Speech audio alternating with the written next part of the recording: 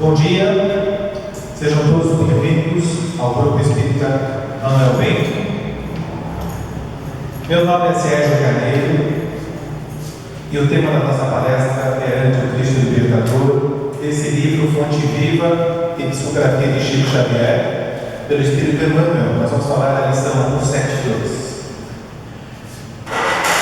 Emmanuel começa essa lição com essa frase de Jesus que está no Evangelho de João: eu sou a porta. E a proposta do benfeitor Emmanuel é justamente fazer uma comparação das escolhas que nós temos na vida com portas. Ele faz uma simbologia muito interessante. Ele começa a lição trazendo o conceito de uma porta. Na lição tem trazido do dicionário. Porta é uma abertura em parede oferecendo uma entrada e saída. E Emmanuel, na lição, diz: mas existem muitas portas que a vida nos oferece e que nós podemos errar, e muitas delas oferecem uma entrada, mas não uma saída. Mas como que é isso? Algumas dessas portas são avidamente disputadas pelos homens, principalmente essa. Muitos batem a porta da riqueza. Essa é uma porta perigosa, uma porta ilusória, uma porta que leva a muitas dores e sofrimentos. Aqui eu procurei trazer alguns exemplos de riqueza ao extremo e que podem, de acordo com as nossas escolhas, levar a muita dor e sofrimento, se não forem bem utilizadas. Ainda na lição, Emmanuel nos coloca uma outra proposta para análise, que são os prazeres terrenos. Muitíssimos dos homens atravessam o portal dos prazeres terrenos. Quais são esses prazeres que ele diz? Aqui também são alguns exemplos. Podem ser o quê? A bebida ao extremo, o fumo, a ociosidade, a gula, drogas ilícitas, ou seja, diversas escolhas, portas que podem ser apresentadas para nós e, de acordo com o livre-arbítrio, nós podemos adentrá-las, e muitas delas são difíceis de sair. Mas o benfeitor nos traz um alento, que o Cristo, porém, é a porta da vida abundante, apesar das escolhas difíceis que nós temos. Eu trouxe aqui para vocês, desse livro Instante da Vida, de Chico Xavier, pelo Espírito do Irmão X, para exemplificar a porta do poder, que também é uma das portas mais disputadas pelos homens. Os homens são ávidos de poder, seja no trabalho, na vida social, na política e também na família. É a lição 9 desse livro. Quem narra essa lição é João de Cocciana.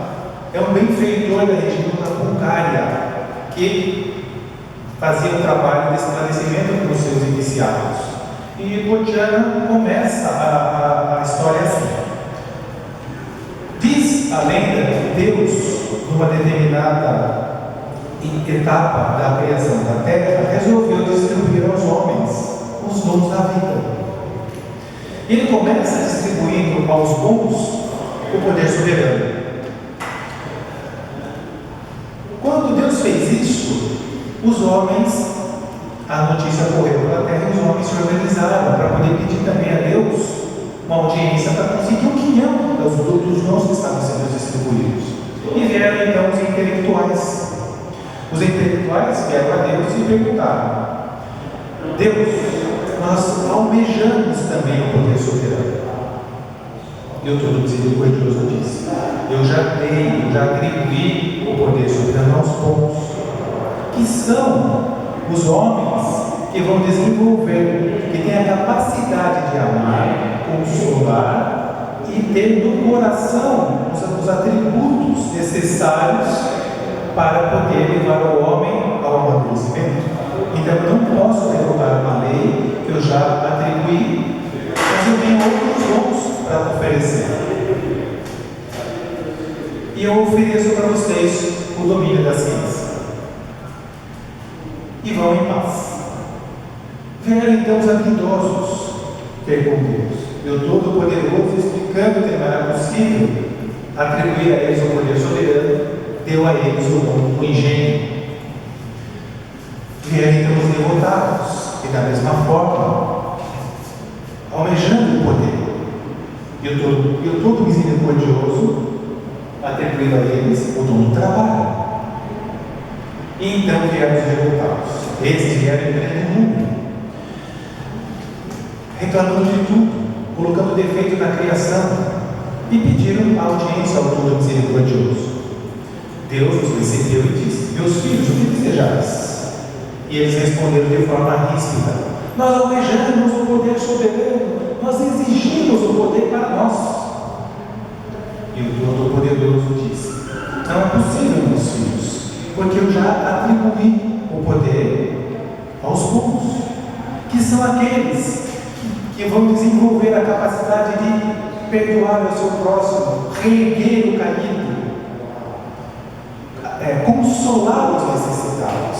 Eu não posso oferecer para vocês, mas eu tenho outros dons a oferecer. Nós não aceitamos, nós exigimos o poder, porque através dele nós teremos tudo, e o resto será miséria. Nós não aceitamos. Então, o Todo-Poderoso olhou para todos, fitou a todos e disse: bem, a escolha é de vocês. Enquanto vocês estiverem na revolta, vocês só vão ter a miséria. O que Emmanuel nos chama a atenção nessa lição?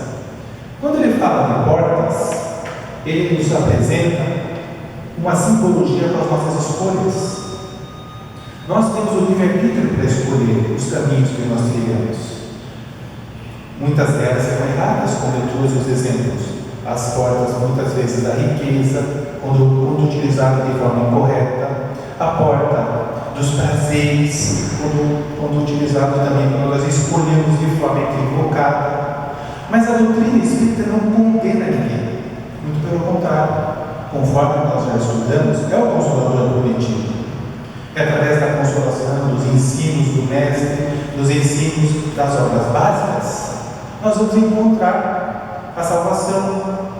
Vamos encontrar o meio de nós sairmos das portas do equívoco que o livre-arbítrio permitiu que nós entrássemos, e através dos ensinamentos de Jesus, que é o tema da palestra. Jesus como nosso mestre, né? E o nosso libertador, através dos seus ensinamentos. E aqui no Evangelho de Mateus, mais uma vez, Emmanuel nos traz para nós que a porta estreita, entrar por ela, porque largo e espaçoso é o caminho que conduz à perdição.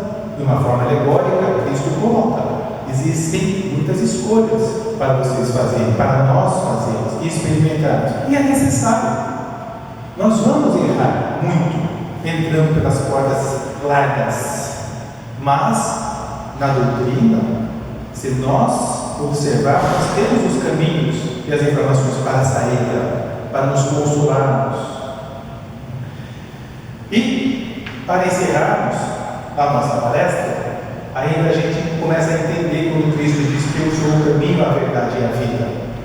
Porque quando ele traz para nós uma simbologia através do Emmanuel, as nossas escolhas podem ser equivocadas, tudo bem, faz parte da nossa experiência, da nossa trajetória, mas em nenhum momento Jesus nos condena eternamente ao erro. Muito pelo contrário, através do Evangelho, das suas mensagens, nós vamos encontrar sim a consolação, o conforto para nossas dores, para os nossos entes queridos, através dos seus ensinamentos. É isso. Muito obrigado. Dentro do tempo, Mário.